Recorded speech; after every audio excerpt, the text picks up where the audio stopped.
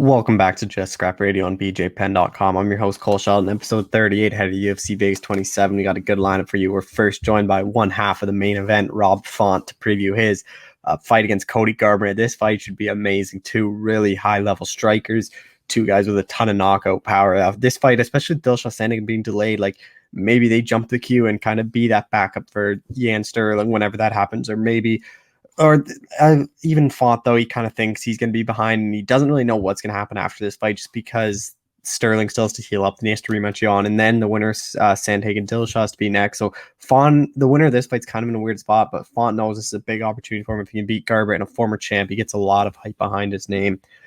We're next joined by Felicia Spencer to preview her fight against Norma Dumont. Obviously, she was supposed to fight Danielle Wolf in a fight that was not going to be competitive at all. I expected Spencer just to be able to take her down and kind of just could either get the early submission or early TKO. But Norma Dumont moved back up to featherweight. Obviously got knocked out to Megan Anderson in her UFC debut. Since then, beat Ashley Evans Smith and dropped down to bantamweight, but missed weight. So this should be a good fight, a more competitive fight for Spencer. But we can't talk about the opponent change and what a win does for her, because the featherweight division is much up in the air. Even Spencer doesn't really know what the future holds for her. She's just kind of taking one fight at a time, and she's really looking forward to this one. And we're next going to be joined by Yancey Medeiros, who's back in action to preview his fight against Damir Hadzovich. Obviously, Yancey, 3-fight losing streak, only fought once in February, and this is his last fight as UFC deal, and he kind of knows this is do or die for his career. If he loses this 4 in a row, the UFC is not going to re-sign him, and he's going to lose a lot of options in free agency. So he knows for his brand, he's got to get the win. Obviously, he spent a lot of time training in Hawaii with Max Holloway, Tyson Nam,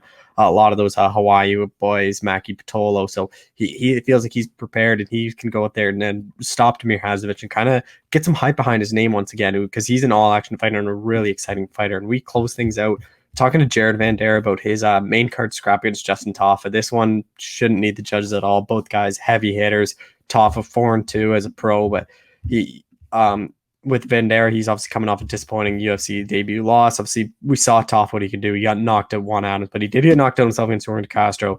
And Bandera thinks he's gonna get a highlight reel finish here and get some hype behind his name in the heavyweight division. But really good chat with him. That was the first time I ever talked to him, but really good chat with all 4 of these people. So I hope you guys enjoy. Be sure to share this out. Be sure to share this out, subscribe, and thank you all for.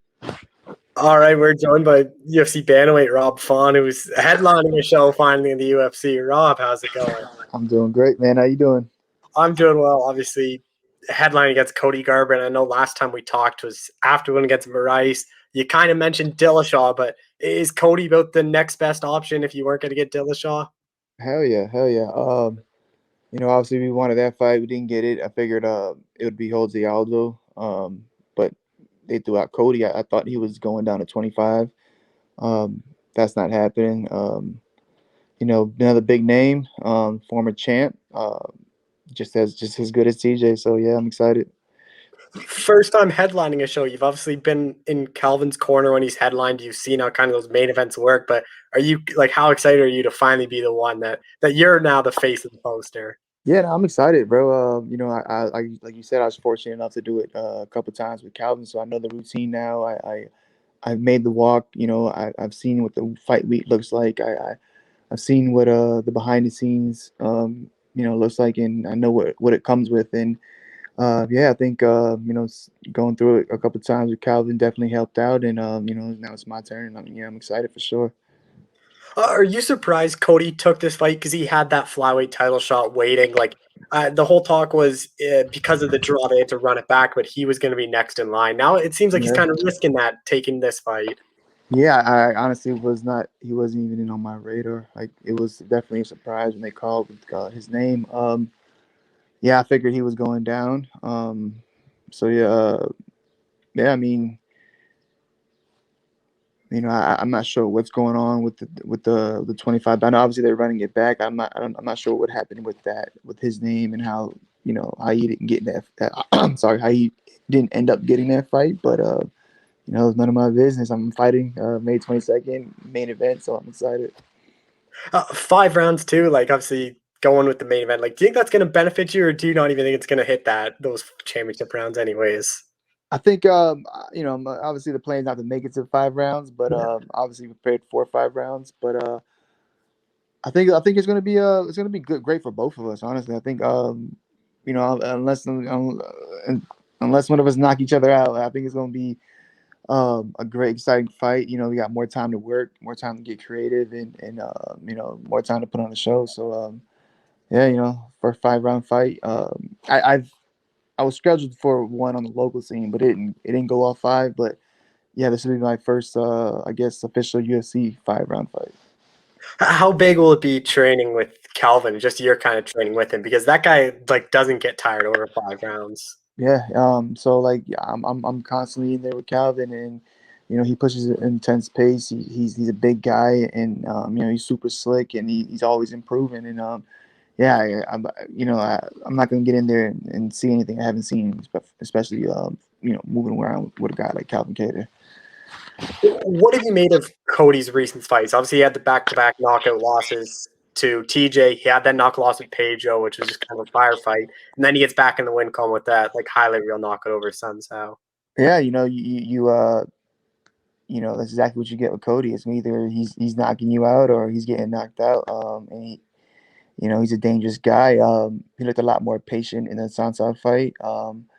And yeah, that was pretty gangster, man. How he pulled that off. He just kind of like ducked, like he had it in his pocket, and out of nowhere just came, boom, it was over. You know, that's what you have to worry about with a guy like Cody. For 5 rounds. So you know, it's definitely an exciting challenge. It's a scary challenge, and you know, I'm definitely up for it. And you know, I plan on frustrating this guy and making a mistake and making him pay. And obviously, you've seen Cody fight. Like he kind of draws people into these firefights. The same thing happens with Pedro. Like the same thing happens with like Thomas Almeida. Like, is that something you and Tyson have talked about? Like maybe we do go into that and hope we catch him, or is that something you're trying to stay away from? Yeah, no, I we definitely don't want to get into that crazy firefight with him. We want to be you know, smart and stay behind our jab and use our length and you know, all the basics good stuff. But you know, it's got to be tough, you know, when you're in there. So but my plan is not to go crazy and get in there and start swinging with him. But you never know. Obviously, you have a big reach advantage. Like Cody's one of the smaller bandwidths. Like he's 65 and a half inches. You're 71 or 72 inches. Like Yeah. you're gonna have like a 6 inch reach advantage. Like how big do you think that's gonna be in this fight? It's going to play a huge role in this fight. That with the footwork and just being patient and you know, like I said, not getting into that firefight and pissing contests with him, you know, and just letting it happen, letting it flow, and trying to stay obviously a step ahead of him and just staying creative the whole time. Obviously, both of you guys are known as boxers, but would you be surprised this hits the mat at some point if one of you guys shoot on each other? Not at all, not at all. You know, we're mixed martial artists. Um, you know, he has a great wrestling background. You know, I've got hit and I've shots before, so I got, you know, and I'm not even a wrestler like that, so like I know how it goes. So why it would be it would be dumb on his part if he doesn't kind of mix it up, but you know, hopefully he doesn't. I plan on mixing it up and capitalizing on whatever mistake he makes. How do you see this fight playing out? I'm probably assume you think you're probably going to knock him out because that's the way Cody tends to lose. Yeah, you know, I'm trying to go in there. Again, like I said, stay behind the jab and keep it simple and boring with the long straight cross. You know, I think he's meant for it. You know, that long jab cross, keep it right down the middle and let him run right into it as he's coming forward. Do you think you can catch him with something when you start to frustrate him? Like if you just jab him up for the first 2 rounds, like I assume even if like I was fighting, I'd kind of get mad, frustrated, and I just kind of charge the guy. I think like that's my only way of getting inside, and then he kind of Yeah, make something big. you know, that's the plan, to kind of frustrate him with the lead hand, frustrate him with the kicks, frustrate him with the movement, get him to kind of you know, overcommit and then make him pay. A bit disappointed the fight just at the Apex, no crowd, because obviously you just saw the full crowd in Jackson. Yeah, you know, that was intense. You know, you saw all those finishes too. Like you got to assume that's, you know, because of the crowd, and but you know, it is what it is. We're back at the Apex. Couple months late for I mean early for the crowd, but you know, I'm still fighting, and I got the main event, so I'm not complaining, man. I'm ready. The silver lining is it's in Vegas. I remember when we talked, you mentioned you don't want to go to Abu Dhabi anymore. No, no way, man. No, I love Vegas. Vegas has been good to me. That's like my second home. So definitely shout out to Sean Shelby, man. Appreciate it. Obviously, the smaller octagons at the Apex, how do you think that's going to play factors? Because both of you guys use really good footwork and like to kind of use a whole lot of the octagon to move around. Yeah, I think it's gonna play out well. Played out last time, Marlon Moraes. It's definitely a little smaller. That's probably the number one thing I do remember. Right when I walked in there, I was like, "Wow, this is kind of small. It feels tight." But I think it'd be good for me to cut him off and keep him on the back foot and then eventually land a big shot. But I don't think it's gonna play that much of a factor once we start going. When I talked to Tyson before your last fight, he kind of brought up how big your confidence has changed. And he said, like, entering that Munoz and a Sunsao fight, like, it just stuff wasn't clicking. Like, how different is your momentum and confidence right now to back then when you had those big step up in competitions? Yeah, no, it's like I feel like a whole different fighter. I was kind of like trying to make everything go perfect before and not letting it be creative and flowing. I think the last three shows I was just out there having fun, taking risk, shooting and throwing spinning elbows and just having fun with it instead of just trying to be this perfect thing. And then I think going through that, like it's slowly, my confidence is going through the roof. I'm in there putting on exciting fights, so I'm definitely confidence is riding high, and I'm well prepared for this fight, and I'm excited. It's going down. I just got to hurry up and get to Vegas. What do you think a win over Cody, especially finish us? Because obviously you have Dillashaw Sandhagen, that's off right now. So like you could really make a statement and kind of put yourself at the top of the bandwidth division with a big win. Yeah, I go in there and put this guy away. I think I'm right there for the next, definitely in the talk. But if not, I'm one behind for that title shot. But definitely in the talk. And then you never know how with injuries and how this plays out. You never know. I might just be able to just sneak in there and get the title shot.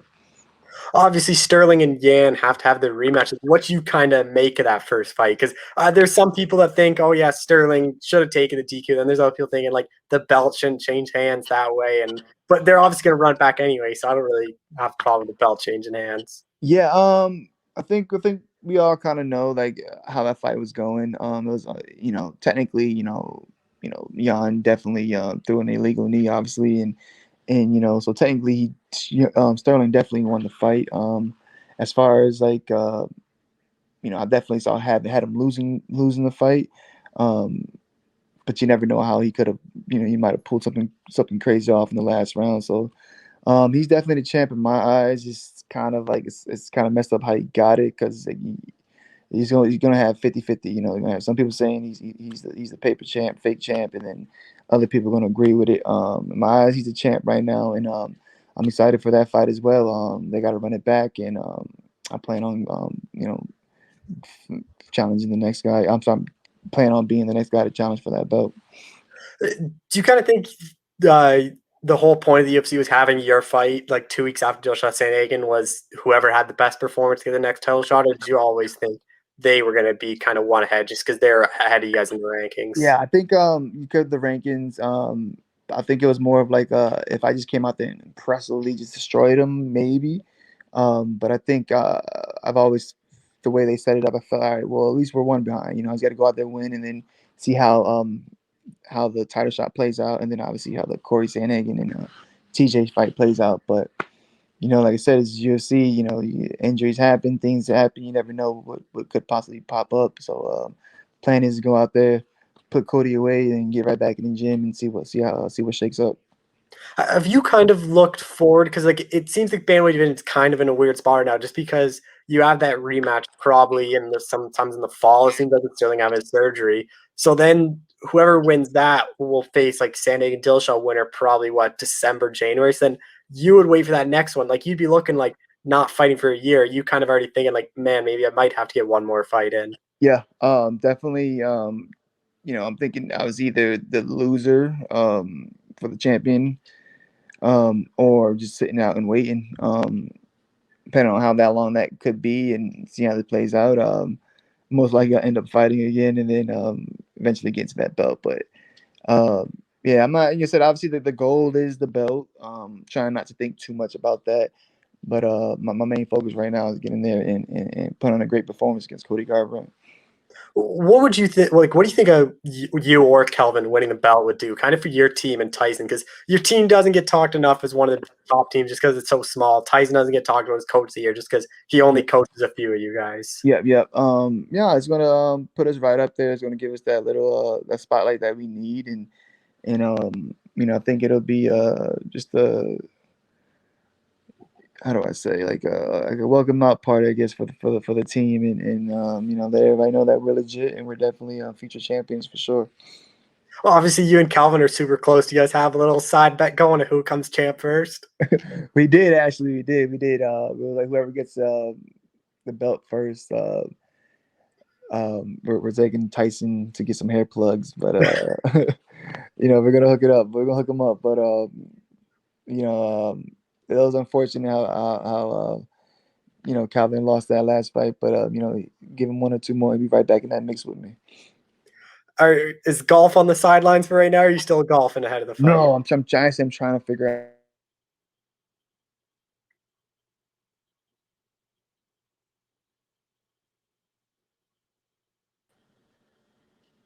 You there?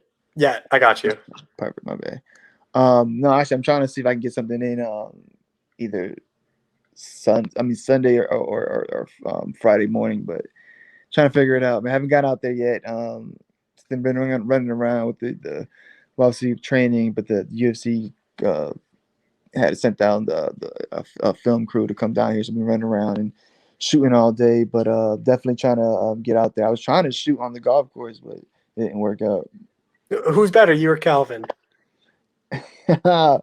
Calvin has his days, but I just started. Him and his brother taught me how to play, so they have the days, but I'm catching up. But he's up there. If you ever get to Toronto, I'll play you in a round with you and Calvin. All day, bro, for sure. I'm 100% in.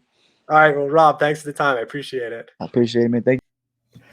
All right, we're joined by UFC featherweight Felicia Spencer, who's back in action pretty soon with a new opponent. Felicia, how's it going? It's going good. Thanks for having me on again. Yeah, no worries. Obviously, we did it last week. You're supposed to fight Danielle Wolf. When did you find out that she was out of the fight and Norma would be your new opponent? Like as soon as we were done with our interview last week. Just bad timing then. So yeah, it was pretty recently. But it was the text came in that Danielle was out and Norma was in, so there was no like time where I was without a fight. So for me, it was just things just kept going as far as training goes and being ready for fight night. So. How much does training change? Because Danielle Wolf, everyone kind of assumed you're just going to take her down, and I thought you were going to take her down and get her out of there probably in the first round. With Norma, it's a much more competitive fight on paper. Having a more well-rounded opponent makes things obviously game plan wise like a little bit different, but not a lot. I've been working on a lot of things that can really be used in both situations. That just makes me a more effective fighter in general. So, I would use against any opponent. So I'm excited that, having a more well-rounded opponent might make it like you said, a more competitive fight, maybe a more exciting fight. And then bring the best out of me, in ways that maybe Danielle wouldn't have. But it's a different fight for sure. Even the height difference, the style difference. But I still need to just go out there and do what I do best. So were you was there ever a time where you didn't know if you were going to fight, or was it basically the text, Danielle's out, you got Norma now? Yeah, it was all in the same sentence. Danielle's out with a arm injury and Norma's ready to step in. Are you okay with that? And that was like, yeah, of course. So what have you made of Norma's run in the UFC? Because obviously she got knocked out by Megan Anderson, tried that drop down to bantamweight, missed weight against Ashley Evans Smith, but won the fight. And then she's supposed to fight Blanchfield, and she missed weight again by quite a few. So, do you think she was honestly a featherweight the entire time, and she was just trying to get to more fights at bantamweight?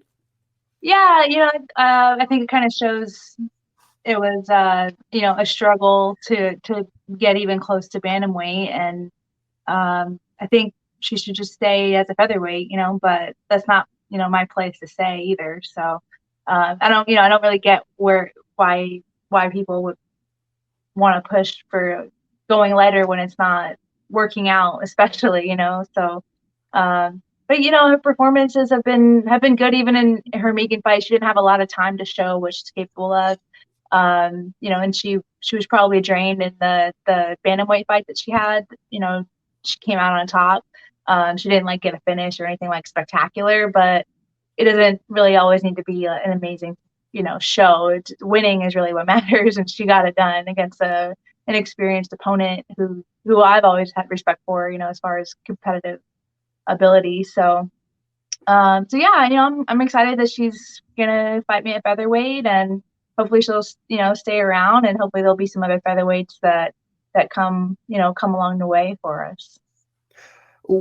How much do you look at that Anderson fight? Because obviously you fought Megan, but that was Norma's first fight in 2 years, and you never really know how someone's gonna look after that long of a layoff. Yeah, I always take watching past fights with a grain of salt. I know probably everyone's abilities aren't being shown, in the fight. You're never gonna see someone's full capabilities shown in a fight. And I always say, it really just comes down to the decisions made by both people in the moment, on fight night. And it doesn't mean that the fight would go the same way if they fought, multiple times. So, there's, things to look at, things to consider, but, I'm always expecting the most advanced version of my opponent to be standing in front of me. So you're going to have Norma obviously is a bit bigger than what Danielle was, or she's more well-rounded as well, but is the game plan still the same as to try to get this fight down to the ground? Well, either way, I'm comfortable everywhere. I don't want to rush trying to go to the ground, and then, we see what happens sometimes when, things get rushed. So I'm just going to be comfortable. I'm going to take my shots and, feel it out. So especially with Norma, there's more well-roundedness. I don't have to necessarily avoid, boxing a boxer or that kind of thing. So I think it'll be a more, more open fight for me, strategy wise for how I want to approach it. And I'm really just ready to be in front of her and feel it out. And like I said, hopefully finish in the first round. That's always the goal. And a lot of the time I end up on the ground. So that would be, an easy thing to predict it would go to the ground, especially since we're both pretty good on the ground. And then, just taking her out from there, whatever position I can take her out in, that's where I want to be. So. Well, last time you're coming off a loss, you got the first round finish. Is that kind of the plan? Is rebound nicely with a good first round finish again? Yeah, all my UFC wins so far have been first round finishes. Yeah. So that'd be nice. Yeah, to keep that streak going.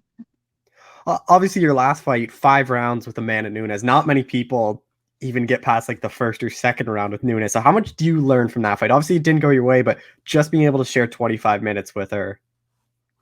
It's, it's a lot. I kind of think back also, when I'm training, everyone has rep days training, especially when you get close. And, I think back and I'm like, I was standing in front of arguably the best of all time, standing in front of her for 25 minutes. And, I've fought a lot of different types of fighters, and I always remind myself there's probably not anything I'm going to see that I haven't already seen, or felt. So, not that I'm not open-minded to it, but, it's kind of nice to have that mindset where it's I've been there, done that, and now I just have to figure out how to make sure that my drive, overpowers her drive. And, it's getting to a title shot and then not having it come to fruition. It sucks, obviously, but, it's, it kind of just is what it is now. And, failure is a part of success, and I've kind of accepted that. And, it definitely pushes me to win and to bounce back and to show my skill set better than I did last time. And that's really what it is for me now. It's I just want to have a better performance and, just show what I'm capable of. And if I put my best foot forward and things don't turn out right, then it is what it is. But I feel like if I put my best foot forward, I'm the best in the world. So. And now only going 15 minutes. Like, how much better is that? Where you know what it's like to fight for 25 minutes. I'm assuming you can probably push a harder pace of what you've been doing before in 15 minutes. Yeah, it's nice that it'll be, done sooner if it's gone to decision. It's not something that I like think about a lot, but in those tiring sessions when you've been training for rounds and rounds and rounds, and then I remember it's just 3 rounds, so it's yeah, you can definitely kind of have like that mentality of like a higher pace, and kind of pushes you to be a little more active, and like you said, push the pace a little bit more, and be a little more exciting. What do you think a win does for you? Because featherweight division's kind of a weird one. There's not many fighters. Like, do you think a win here gets you that rematch with Nunes, or do you think it's just maybe that Wolf fight happens? Like, you might need one more.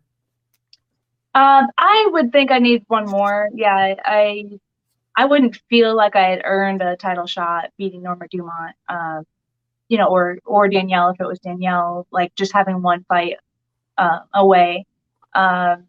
If it was a bigger name with a better winning streak or something, that'd be different. But yeah, like you said, the division's kind of in a weird spot. I don't really think too much about what happens after this fight. There's a lot of speculation, a lot of opinions about it, and honestly, I don't care. Like, whatever happens, happens.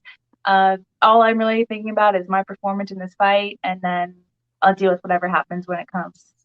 Are you surprised the UFC hasn't put more effort to sign people? Because when they signed you, they signed Zara, they signed Norma. Like, it seemed like they were trying to build it up, and then they kind of just stopped after that. But Amanda's been vocal. She's like, I want to keep this featherweight division going. So I'm surprised when she's been adamant at saying that they don't try to sign more fighters. Yeah, I was a little surprised in the beginning, like when I first got signed, that they weren't like continuing to announce new signees, and like after last year when there was like the card where I fought Zara and Megan fought Norma on the same card. It was kind of like a big thing.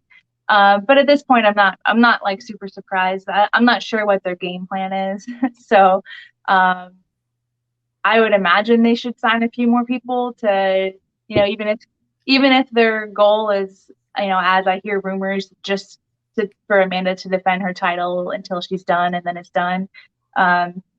You think that there should be a few more people to kind of round robin with, to get a clear picture of who deserves it, and competitive, just a little competitive experience for even just someone like Danielle Wolf. Like, now that I'll have this fight against Norma, I'll have 11 fights. Assuming I win, I'll be 9-2. Danielle's 1-0. So it's not like I'll ever say no to a fight. I'm not really. I'm never gonna say that if they offer me a fight, but I don't know if it's really like a fair competitive matchup as far as experience goes. It kind of puts me in a weird position where it's like, what happens if I lose to someone who's 1-0? It's kind of like a weird spot. Not that I think I would. I just, it's just a weird thing to think about. Yeah, it'd be different if you guys were like both boxers, because she's like a professional. She used to be a professional boxer, so 1-0 versus like 8-2 in MMA, it would have been totally fine. But like if in a world where she beat me, she's 2-0, and then what? She's gonna fight Amanda Nunes, but 2-0. It's just weird. Like, I don't know what the game plan is, I guess. But again, it's not really my problem, and I don't stress about things that I can't control. So it's just like, I'm curious, just like everyone else. I want to get your thought on this. Like, I've talked to so many coaches who coach women at 135, and I don't understand why the girls ranked like 15 to 10 at bantamweight just don't move up to featherweight. Like, you're still fighting the same person if you're going to fight for the belt. Like, nothing really changes other than you're up 10 pounds. Like, I don't know why more of those girls at bantamweight that are like 3-4 wins away from a title shot at bantamweight just don't move up, and then you could be 1 or 2 wins away. Yeah, I completely agree. Like, especially for the ones that cut probably a lot of weight, why not? Like, be healthier, be just for one experience, to see how it feels different. Or I don't know. Yeah, I thought that, I feel like when I got signed to the UFC, I anticipated that happening.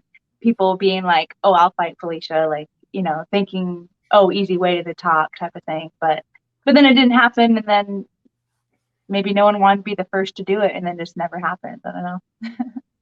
And they did that whole tough season of featherweight, and every single girl dropped down that they signed a bantamweight.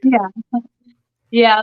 That was a little bit surprising, especially Macy. Macy fought heavier in the past. She fought at 45 in Invicta, and I actually fought her at 55 as an amateur.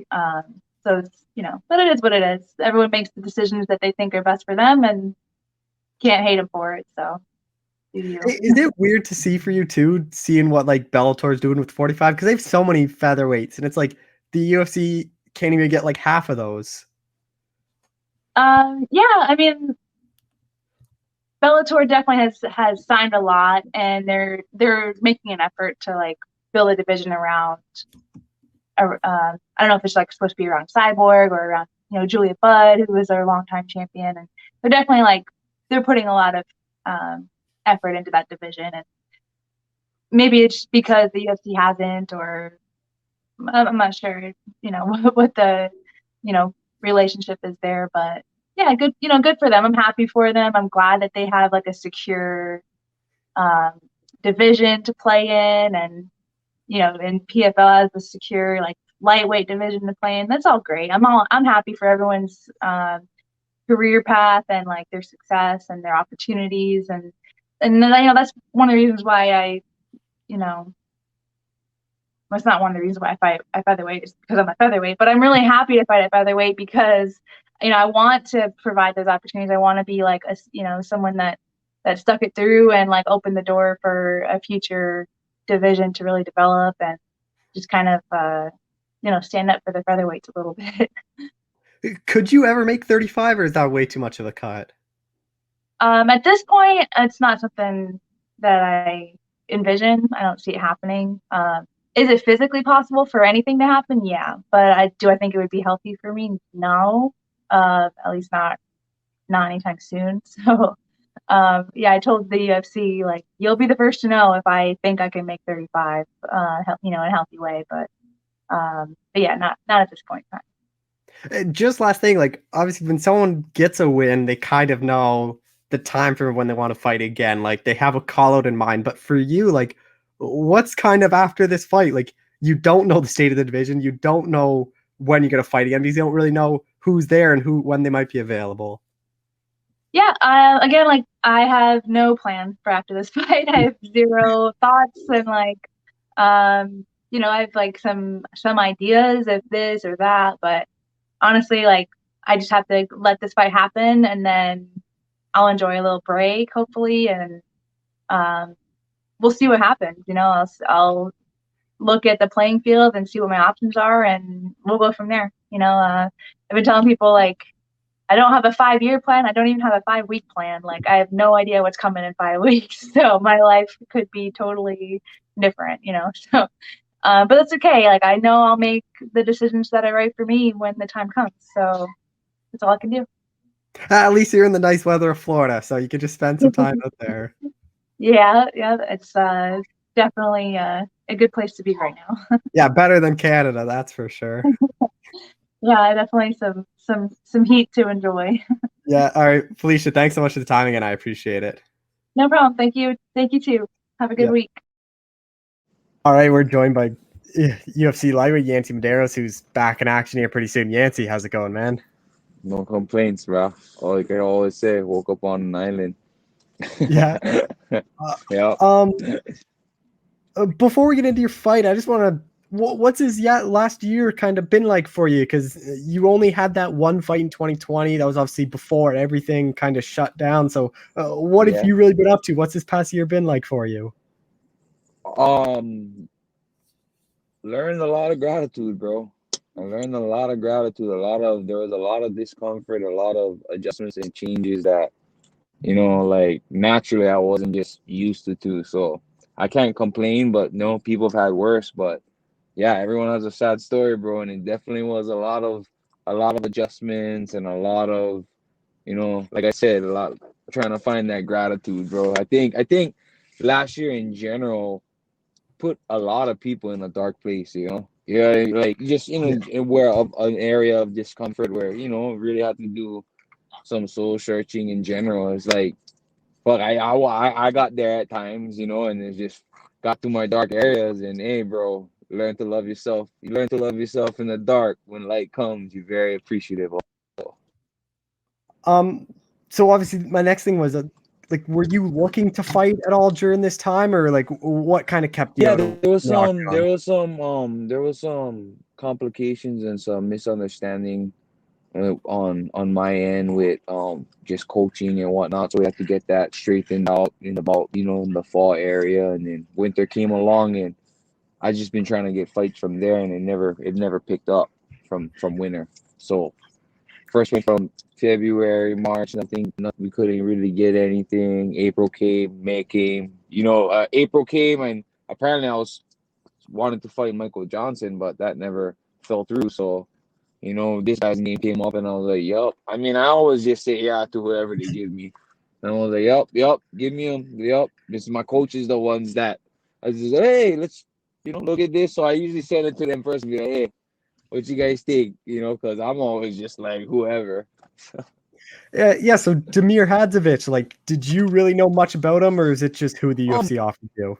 No, I mean, I've seen his fights prior before, but like, I don't think anybody likely in this category or this division. So, I mean, it is what it is. It's a name, right? And obviously, if the camera's on you more, then your name's gonna get out there more, regardless, right? They'll pump you out however they want to. So, I don't take anyone lightly.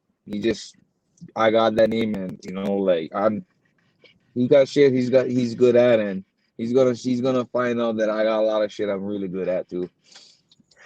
And then while you were off, like Dana White announced they were cutting like 60 fighters, and you saw a lot of big names like Yoel Romero and Anderson Silva cut. Like, were you ever worried at some point, like, man, I'm not getting a fight, and maybe they're gonna let me go? Well, inevitability, right? Like, it's my brand. If I feel like if they're gonna cut me, they'll cut me. It'll happen. It'll happen. But I know that when I step on that mat, bro, I always try to give my heart. There's a lot of things, I felt like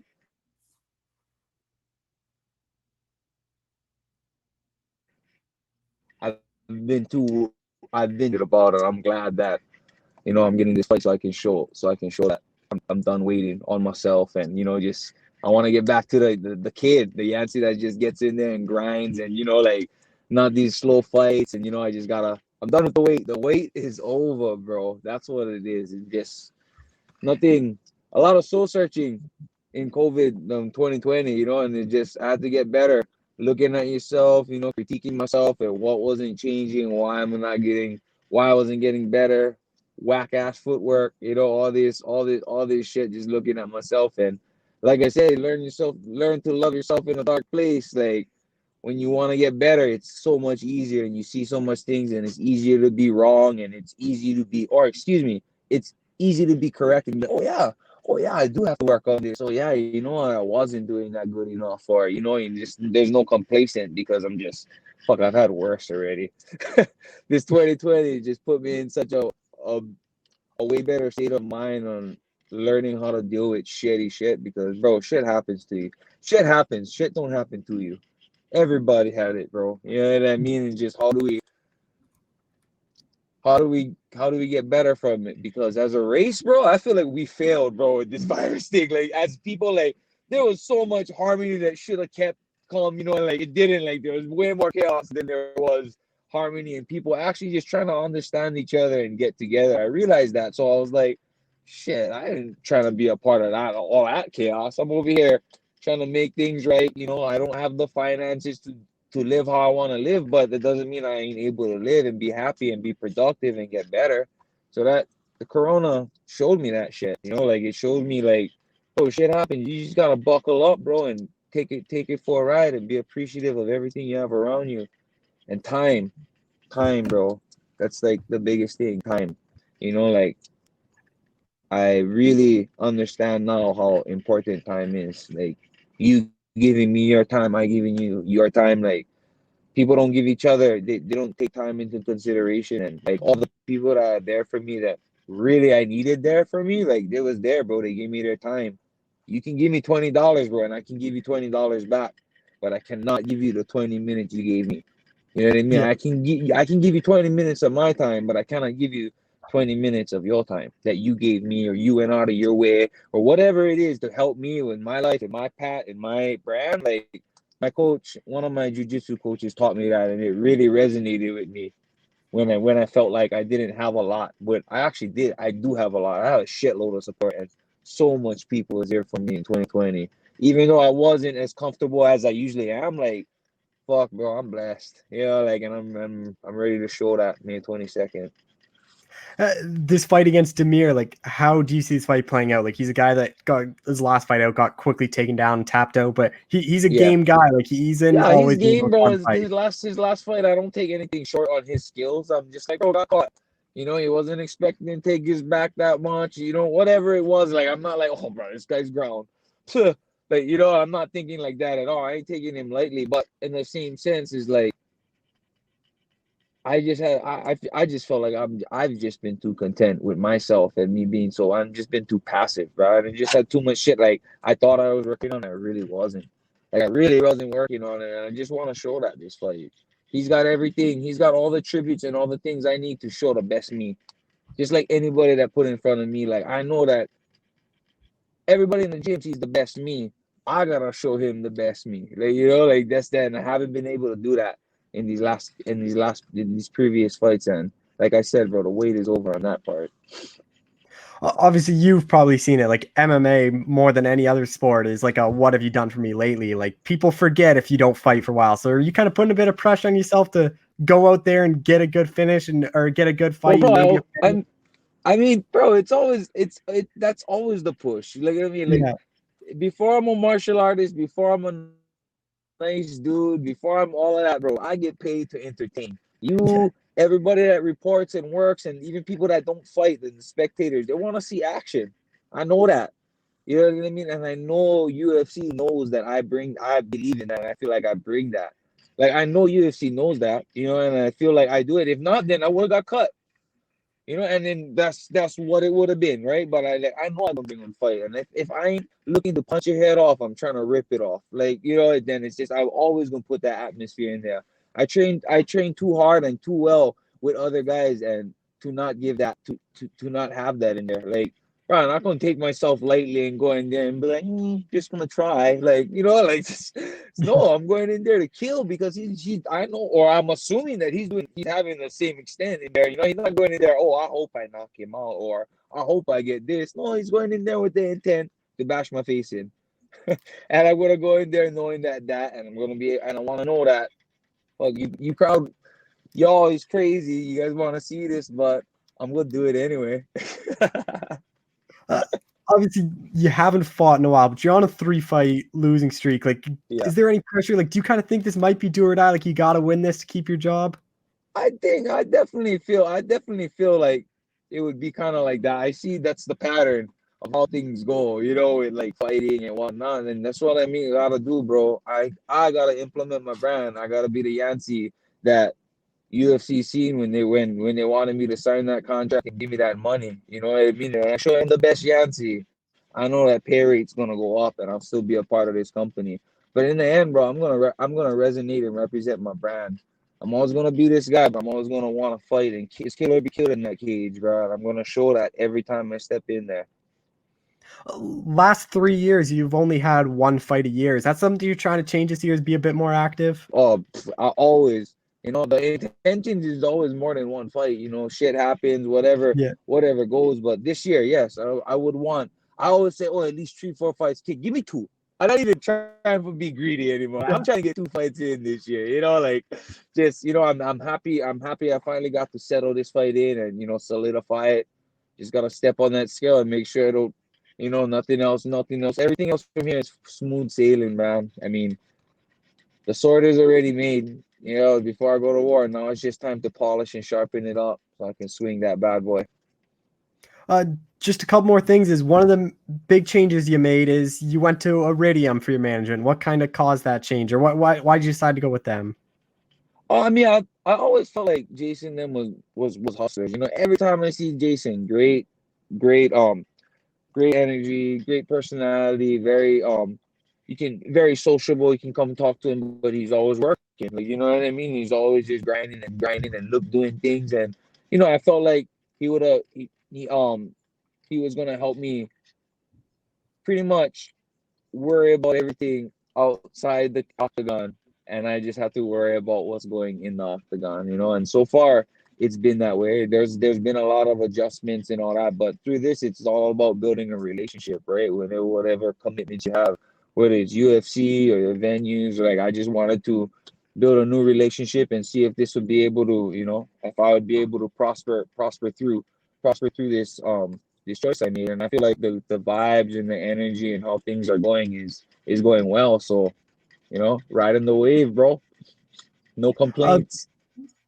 This will be your first time fighting in this kind of no crowd air. What do you think that's going to be like for you? Same shit, different toilet. Like I'm just like, it's like if you there to fight, you're there to fight. It doesn't matter who's in front of you, who's behind that cage, right? It's who's in the cage that really is what you're gonna have to deal with, right? The whole psyche thing does play a big part. I ain't taking away from that shit. That's a huge factor. But like I'm here to fight, bro. Regardless if there's people there or not. I know they're watching me, even if they can't watch. They're there with me, they're there for me, they're there against me. Whatever it is, I'm gonna give them a fight, crowd or no crowd. If you get your hand raised, like, do you really have anyone who you want to fight next, or is it just whoever the UFC offers you? Like I've never had that like, oh, I like fight this guy, or I like fight that guy or whatnot. But I mean, I wouldn't fight mine like I had something lined up with Michael Johnson, but I don't know what happened on his on the other end or whatnot. But he's going to be made for me, and I'm in a situation where I really need to fight. So yeah, I couldn't not ask me. So that part, like, I was like, oh, I wouldn't mind fighting MJ, or like wouldn't mind avenging one of my losses, Jim Miller and all that. They're all OGs, I wouldn't mind fighting the guy. I wouldn't mind fighting the guy that fought just Cowboy this weekend. I feel like we'd bring fights. That's the only thing. Like I only seeing guys like it ain't nothing personal. It's just my brand, and it's like, bro, I'm down to bang and show you what's up. And I feel like those fights is, like fights that again will show the best Yancey. Any fight I can always try and show that, but like those are the ones like if I have to pick and choose, I don't really pick and choose people, but yeah, if we got a tangle, bro, your boy's right here. Just last thing, UFC Hawaii, when's that gonna happen? You could get a real good card with like Max, Dan Ige, yourself, so many other guys. I don't know. That's been asked since I started UFC in 2013. Okay, and I always tell them the same answer. I'd love to fight on that. Like, it's always the same reply, man. Like, us Hawaii boys want to just represent. We want to represent, and we want to show. We just want to give back, and that's the only way we truly give back to our fans and our local supporters is letting us fight in our home, in our place where we grew up and represent, and let them indulge in that ambience that we all compete in. Because it's way different from watching a UFC fight and being there. Yeah. You know what I mean? And your fans, the ones that watch them on the TV, and the ones that even just follow you, even when you go from Hawaii to whatever, like, you're like, right. I'm sure all of them want to feel that too. You know what I mean? And it's so appreciated. So I think that's why we want to do it. It's more of a we want to give back, because it's not like we get extra pay when it comes to Hawaii. You know what I mean? They're not giving us an incentive because we're fighting in our hometown or anything. It's just pride, and like that's the Hawaiian essence of wanting to give back. But it's political, bro, and it's all money. I mean, right amount of money is gonna get things going where it needs to be. It's been proven by on bigger scales of corporations. All right, well, Yancey, man, that's like Aubrey. Thanks so much for doing this. I appreciate it. Oh yeah, Cole, no problem. Thank you for having me. I am ready. All right, we're joined by UFC heavyweight Jared Vanderaa, who's coming back to action against Justin Tafa. Jared, how's it going, man? Just waking up. About to have some caffeine in me, and about to start teaching class. It's going. Yeah. Obviously, UFC debut didn't go your way. Like, what do you take away from that fight against Sergey Spivak? It's a weird one because everyone told me like, yo, like, don't get nervous, you know, it's a little different. And he did everything with, you know, I truly heeded what they're saying, but I don't know, like my debut did hit differently than anything else that I've ever, you know, came across. And was it like my amateur and professional record or combined like 40 something fights. So when I say I wanted to hug the trash can and throw up from the nerves, yeah, I've never had that experience in my life, but I was like, I'm gonna throw up. I can't. I was like, I'm nervous, and that definitely played a massive factor in this fight, more so than I thought it was going to. Um, so I think going into this upcoming fight, I don't necessarily have as much nerves because at the end of the day, I did not to like disrespect my opponent, but when I gave Spivak too much credit on the ground, and I was like, oh my God, his grappling is going to be amazing. He's a Sambo guy, blah, blah, blah, blah. I overplayed it in my head, building up to that fight that I really shouldn't have had. It shouldn't have been an issue that, you know, I was going to come across. But it happened. I didn't display anything on my ground that I know I'm very capable of. And I, you know, ended up taking the L there. This time around, I know what to expect a lot more. So I'm excited for that. Now I'm just hoping, you know, it goes smoothly. Medicals right now are being the biggest issue right now because I found out after the Spivak fight that my nose was actually broken before the fight. And the ENT hasn't given me full clearance yet, but that's something that I can easily get cleared by either revisiting the doctor or finding a new one to, you know, double check. So currently, that's my only big op right now. With this fight upcoming, like, do you think those nerves are going to be gone now that you know what the walk to the octagon's like, and it's just really another fight, especially with no fans there? Yeah, I thought with the whole contender series to the UFC would been the same, and in a lot of ways, yes, I was very like okay the week of, but I do think my hit with December with the COVID, and then that prolonged time period played more of a effect than I thought I was going to, whereas this time I definitely I get nervous between every fight, you know, respectfully. So I think every fighter has their moment of nerves, and then the moment that I'm gonna beat a motherfucker up. So, you know, I'm definitely gonna have my nerves, but then I'm gonna have that moment of confidence and clarity that I'm like, I'm in the right place. But I'm definitely not gonna be as nervous as I was last time, thinking like, oh, do I belong here? Is this gonna work? Blah yada yada. I'm coming in a lot more confident this fight than I did last. Justin Toffa, is this kind of a fight that you were kind of looking forward to? A guy that's really gonna just strike with you, and you don't have to really worry about the takedowns. Yeah, kind of. My biggest favorite thing of quality about him is he's a lefty. I could care less if he's a striker or anything like that. He's a lefty. Oh, that is in my wheelhouse of people I like to beat up. Predominantly, I have a very good style against lefties. The reason so is predominantly all my training partners have been lefties to a gross extent that, like, I'm actually maybe more equipped to fight a lefty more so than a righty. I mean, like, currently two of my training partners is Sam Alvey and Dominic Reyes. They're both lefties. So I'm very comfortable with them, and, you know, it makes it a bit easier going into another fight with another lefty. So I'm looking forward to that part. How big is that working with Reyes and Elby? Because those are two hard hitters, and Toffa is kind of known as a hard hitter as well. I feel like it's going to kind of play a part where, they do hit harder. And, oh, my God, did you watch the fights this weekend? I saw Tom hit that guy like 17 times with that straight left. I'm like, how are you still standing? I mean, it was a fun fight. It sucks for my boy Dom, but as a fight fan, that was a great fight. I do wish him the best recovery, but yeah, that dude took some lefts to the chin like a champ. So, good luck for him too.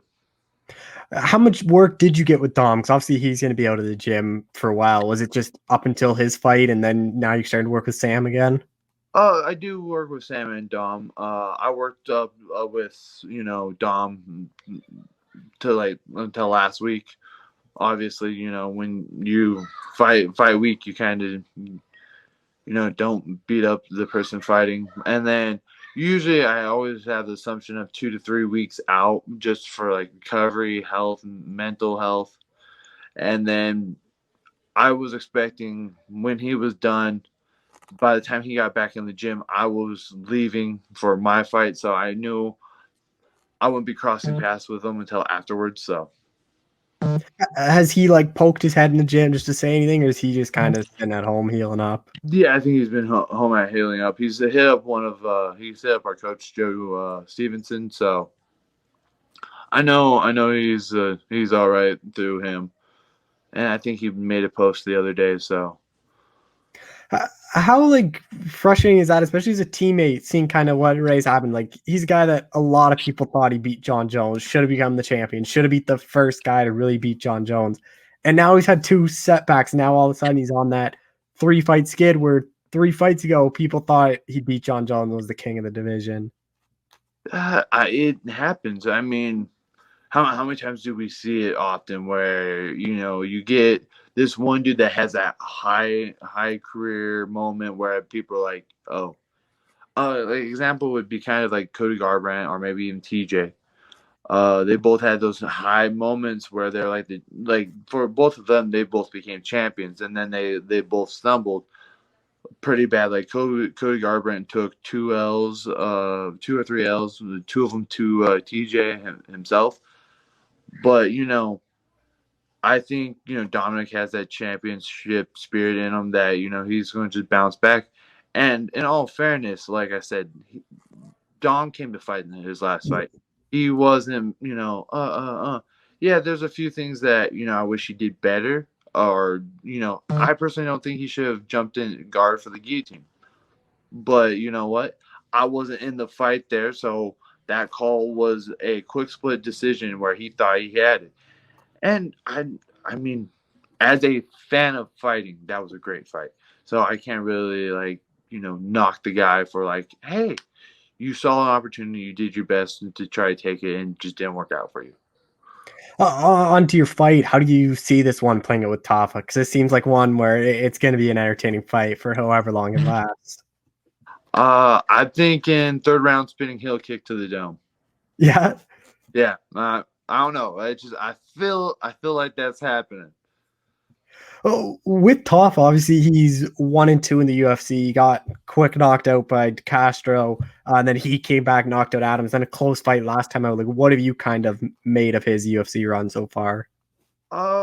He's okay. So Castro's a weird person. I haven't watched too much of him. I've seen his stuff pop up, and I wouldn't say Castro got a lucky punch. I thought, Castro threw the proper punch.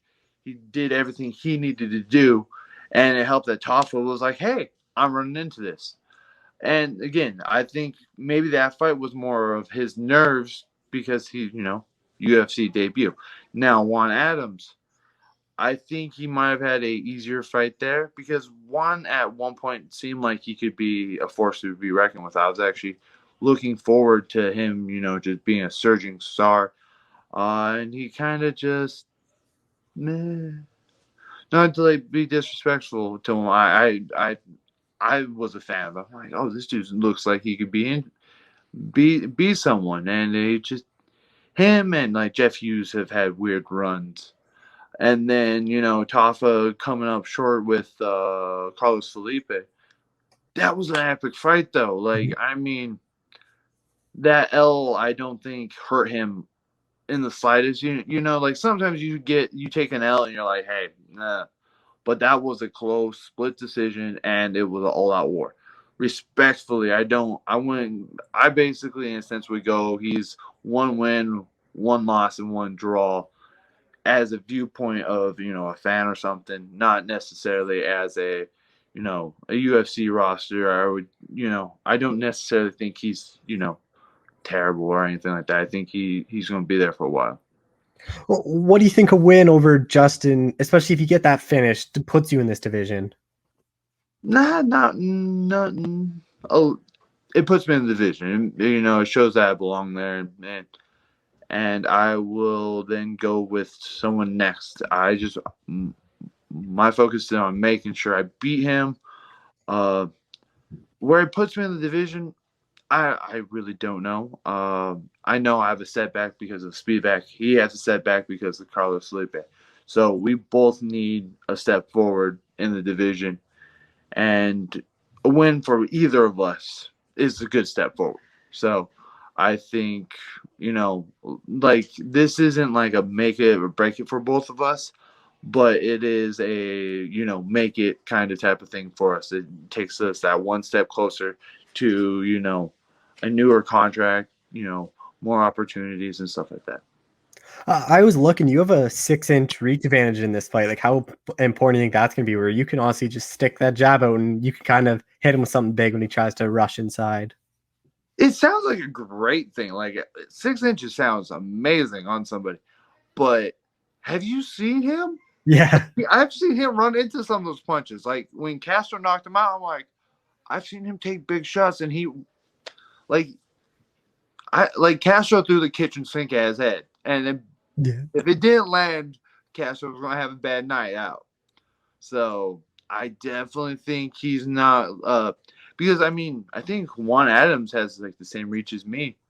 And, maybe Juan didn't utilize it, and, Tafa utilized it and beat him up pretty well. So I don't necessarily think it's going to be the biggest factor, but if he wants to run into my hands, by all means, I'm not going to stop him. Like, oh no, stop!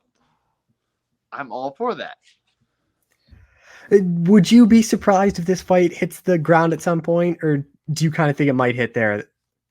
I think it's going to hit there. Regardless, I'm, as much as I am a striker, I do have a black belt in jiu-jitsu. I started out as a wrestler. I got these ugly ears for, something. As much as I'm not the biggest fan of taking people down, I believe I've taken down almost everyone in a fight, or it's gone to the ground at least once. So, because this is MMA, this isn't just kickboxing. You can't just be like, oh, I'm going to punch and kick. I'm going to win this way. You got to be like, I'm punching, kicking. I got to take this to the ground too, because this is MMA. You got to threaten something to the ground. One great example was Masvidal and Usman too. Usman threatened that takedown early on that Masvidal was scared, and Usman came in with the right hand. I swear he borrowed some of that power from Francis, though. Like, that was a mean right hand. Obviously, you only had the one UFC fight last year. You had the Contender Series. Like, what's kind of, everything goes your way this year, like, what's kind of the goal, and where do you see yourself at the end of this year? I definitely want to be in not title contention, but contender contention, where people are like, yo, he's top 15-ish. It doesn't have to be the top 15, but like top 20, or like, yo, this dude's about to break through. Like, I want that level of like, okay, he's someone formidable. And that's exactly what I'm looking for, is just, go in there and be like, all right, here's this and here's that. So it's something, I plan on. I'm taking one step at a time, but, this year or even early next year, I would like to be in talks of being in the top 15. You're a guy that you've called your shot after the win on the Contender Series. Is there already a name in mind, or is that something that maybe after the fight, if a name pops up, you're going to call someone out? I'm very, what is it called? Like, there's two names, but at the same time, I don't know. So, I really want Orlovsky nothing disrespected, just to fight him would just be like my MMA fantasy. Before he retires. I mean, not to be rude to the guy. He's what, 43, 44? Yeah. He's not going to be in the sport for much longer. And I would like to have a go at him before, he retires. I mean, but it's not like he's just going out and losing. The last fight he lost was against Tom Aspinall. And I think he's someone that's popping off pretty well too. So I wouldn't mind going against Orlovsky, maybe even Tanner Bosner. That seems like a fun fight. I hate his mullet, but I'm down. I'm down to fight him. He was a cool guy. I ran across him in the Contender Series. He was fighting a week after I was against Orlovsky, actually. So that would be a fun fight.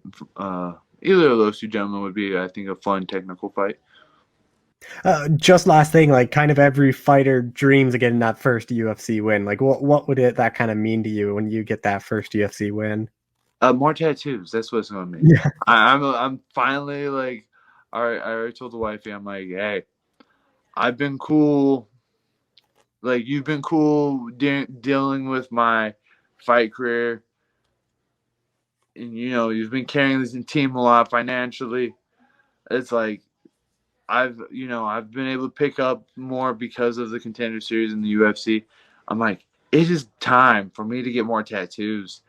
And I'm dying in the inside. I'm like, I haven't had a tattoo in a while. I got the itch. I'm like, hey, you selling tattoos over there? How much?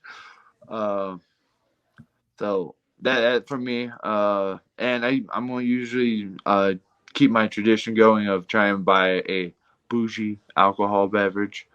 I tend to do that because I like to collect alcohol, not necessarily pound it down, but like I have a small but giant mini bar at the house of just like bougie alcohol from like winning a fight. So I want to kind of add to that collection. All right, well, Jared, man, that's all I got for you. Thanks so much for doing this. I appreciate it. Thank you for having me. I appreciate it, man.